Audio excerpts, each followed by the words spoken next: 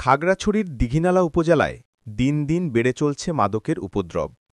মাদক ব্যবসা ও সেবনের কারণে স্থানীয় সমাজব্যবস্থা, পরিবার এবং তরুণ প্রজন্ম মারাত্মক হুমকির মুখে পড়ছে। বিশেষ করে ইয়াবা, গাঁজা, ফেন্সিডিল সহ নানা ধরনের মাদকদ্রব্য গোপনে এলাকায় ছড়িয়ে পড়ছে। স্থানীয়দের অভিযোগ, মাদক ব্যবসায়ীদের বিরুদ্ধে মাঝে মাঝে আইনশৃঙ্খলা বাহিনীর অভিযান হলেও তা যথেষ্ট নয়। অনেক সময় প্রভাবশালী চক্রের কারণে এ ব্যবসা দমন করা কঠিন হয়ে যায়।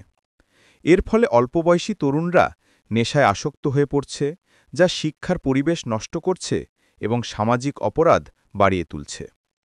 শিক্ষক, অভিভাবক ও সচেতন মহল মনে করেন, নিয়মিত বিশেষ অভিযান চালানো, মাদক চক্রের মূল হোতাদের আইনের আওতায় আনা এবং স্কুল কলেজ পর্যায়ে সচেতনতা কর্মসূচি গ্রহণ করা জরুরি। মাদক বিরোধী আন্দোলনকে সামাজিক আন্দোলনে পরিণত করতে পারলেই দীঘিনালাকে এ ভয়াবহ সংকট থেকে রক্ষা করা সম্ভব হবে।